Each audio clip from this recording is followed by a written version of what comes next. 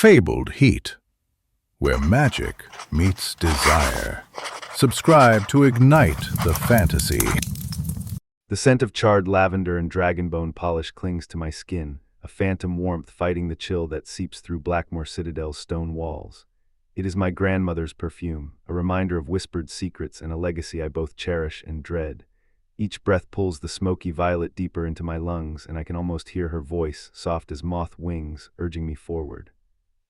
My fingertips brush brittle vellum, feeling the cool parchment pulse beneath my touch, as if the ink itself remembers the blood that once wrote it. The scroll trembles in my hands, the fibers whispering like a restless crowd. I press my thumb against the edge of a faded illustration, a dragon coiled around a tower, its eyes twin moons of amber. The image seems to flicker, as if alive, and a shiver runs up my spine. 3 strokes of vermilion flare to life, a swirling sigil older than the citadel, humming with a power that makes my pulse race. The crimson lines twist and knot, forming a lattice of ancient runes that pulse like a heartbeat. I can feel the magic thrumming against my skin, a low vibration that resonates with the rhythm of my own heart. My breath catches, and for a heartbeat I am terrified that the sigil will consume me. Kael's breath brushes my neck, his hand steadying my wrist, his thumb tracing the curve of my palm. Lira, the key is not a creation, it is a conduit. If we awaken it, we may bind the darkness or become its prey, he whispers, voice low and urgent, the words vibrating against the stone. My heart hammers against my ribs, each beat a drum of longing and fear. The hearth fire throws amber shadows across his chiseled jaw, highlighting the scar that runs from his temple to his lip, a reminder of battles fought and wounds that never fully heal. I lean into him, feeling the heat of his skin against my cheek, the faint scent of storm ozone mingling with his musk. The world narrows to the space between us, the crackle of magic, and the weight of my grandmother's legacy pressing against my pulse as the sigil glows brighter, threatening to swallow us both. I close my eyes, letting the memory of my grandmother's hands, steady, sure, stained with ink, guide me. Grandmother, I murmur, you taught me to read the stars, to listen to stone. Let me hear what you cannot hear now. The sigil flares and the air shivers. A low hum rises, like distant thunder trapped in crystal. I feel the ancient power tug at the edges of my mind, pulling threads of forgotten language into the present.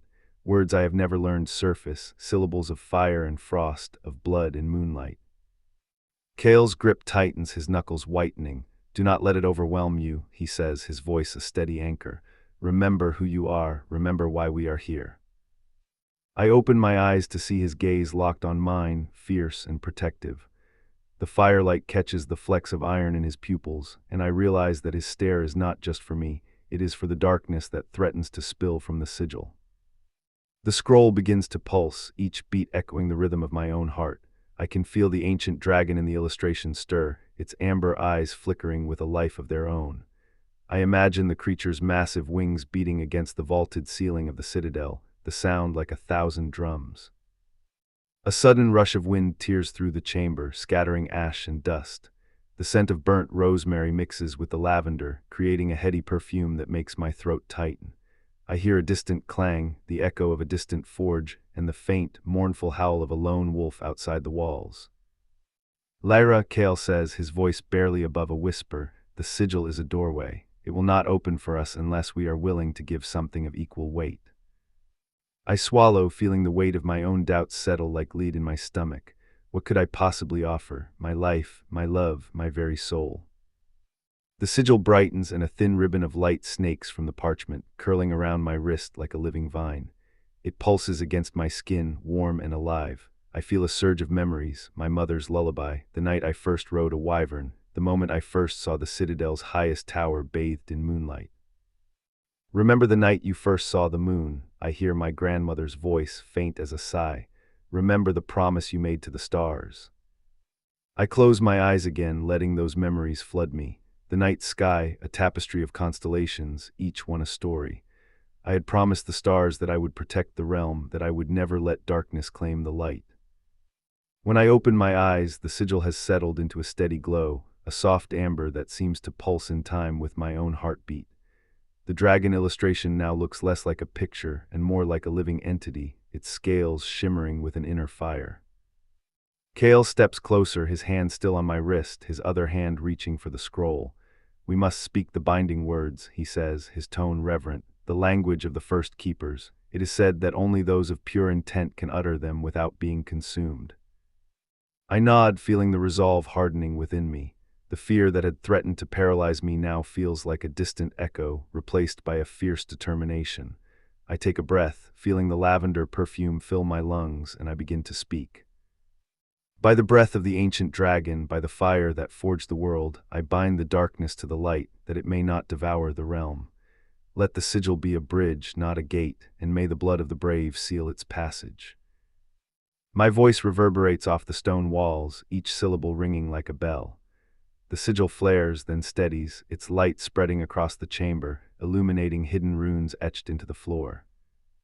Kael joins me, his voice deep and resonant, adding his own incantation. From the storm-kissed peaks to the deepest abyss, we call upon the guardians of old. Let the dragon's heart beat within this stone, and let the darkness be turned to ash. Together our words weave a tapestry of power. The dragon illustration shudders, its amber eyes blazing brighter, and a low roar reverberates through the citadel, as if the creature itself has awakened. The sigil erupts in a cascade of light, spilling across the walls like sunrise over a frozen lake. The air vibrates, and I feel a pressure building in my chest, as if the very world is holding its breath. Then, with a sound like 1,000 crystal bells, the light snaps, and the darkness that had lingered in the corners of the room is drawn into the sigil, swallowed whole. The dragon's eyes dim, the amber fading to a soft, steady glow. Silence settles over Blackmoor Citadel, heavy and profound. The only sound is the soft crackle of the hearth fire and the faint, steady thrum of my own heart. Kael pulls back, his hand still warm on my wrist. He looks at me, his eyes softening, a smile tugging at the corner of his mouth. "You did it, Lira. You bound the darkness." I smile back, feeling the lingering warmth of the dragon's magic coursing through my veins. "We did it," I correct him, my voice barely above a whisper. "Together." He steps closer, his forehead resting against mine. The scent of storm ozone mingles once more with the lavender, creating a fragrance that feels like home. "Will the citadel be safe now?" I ask, my voice trembling with a mixture of hope and lingering fear. He kisses the tip of my nose, a gentle press that sends a spark of electricity through me. "For now," he says, "but the world is ever changing. There will always be shadows that seek the light. We must remain vigilant." I nod, feeling the weight of his words settle like a mantle upon my shoulders. The scroll, now calm, lies open on the stone table, its ink no longer trembling but steady, as if satisfied. I turn my gaze to the dragon illustration one last time.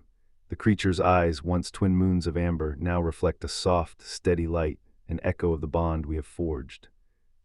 "Grandmother," I whisper, feeling her presence like a warm hand on my shoulder, "we have honored your promise." A faint rustle of parchment answers, as if the very walls are breathing a sigh of relief. Outside, the night sky is clear, the stars glittering like 1,000 watchful eyes. A gentle wind brushes the citadel's towers, carrying with it the distant howl of a lone wolf, an ancient song of freedom. Kael takes my hand, his grip firm yet tender. "Come," he says, "the dawn will break soon, and the council will need to hear of what we have done." We walk together through the dim corridors, the stone beneath our feet cool and steady. The torches flicker, casting dancing shadows that seem to bow as we pass. As we approach the great hall, the doors swing open, revealing a circle of cloaked figures, elders, scholars, warriors, all eyes fixed upon us. Their faces are a mixture of awe and concern. I step forward, feeling the weight of their gazes, and raise the scroll. "The darkness has been bound," I announce, my voice resonating through the hall. "The sigil has been sealed, and the dragon's heart now beats within these walls, protecting us." Murmurs ripple through the crowd, some of relief, others of curiosity. One of the elders, a woman with silver hair braided into intricate knots, steps forward. "You have done a great service, child," she says, her voice like wind through leaves. "But tell us, what price did you pay?" I glance at Kael, his eyes meeting mine, a silent promise passing between us. I take a breath, feeling the lavender perfume still clinging to my skin, and answer. "The price is the promise we make to each other," I say, my voice steady. "To protect, to love, and to never let the darkness claim what we hold dear." A ripple of approval spreads through the hall. The elders nod and the council rises, their cloaks rustling like distant thunder. Kael steps beside me, his hand finding mine once more. The citadel stands, he says, and so do we. The night deepens, but the fire within the great hall burns brighter than ever. I feel the dragon's presence, a low, comforting hum that reverberates through the stone, a reminder that the ancient power is now a guardian, not a threat. Later, as the council disperses and the moon climbs higher, Kael and I find ourselves alone on the balcony overlooking the sprawling kingdom below. The air is crisp, the scent of pine and distant sea mingling with the lingering lavender. He turns to me, his expression softening. "Lira, there is something I have not told you," he begins, his voice barely audible over the night wind.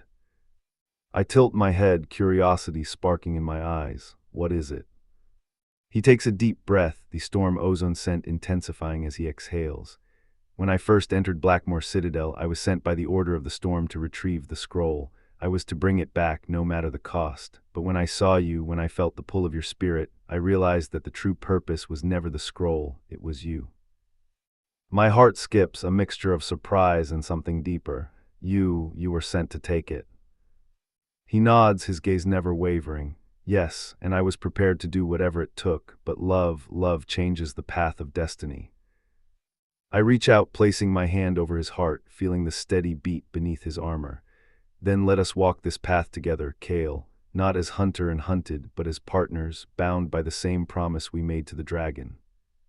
He smiles, a genuine, unguarded smile that lights his scarred face. Together, he repeats, his voice a low promise that echoes in the night. The stars above seem to pulse in agreement, each one a silent witness to our vow. The wind carries the faint echo of the dragon's roar, now a lullaby that soothes rather than threatens. We stand there hand in hand, the future stretching before us like an uncharted sea. The citadel behind us stands strong, its walls infused with ancient magic, its halls echoing with the promise of a new era. In that moment, I understand that the true power was never the sigil, the scroll, or the dragon.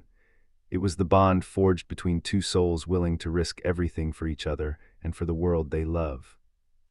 The night deepens and the moon casts a silver veil over the kingdom. I close my eyes, inhaling the scent of lavender, dragonbone, and storm ozone, feeling the warmth of Kael's hand in mine.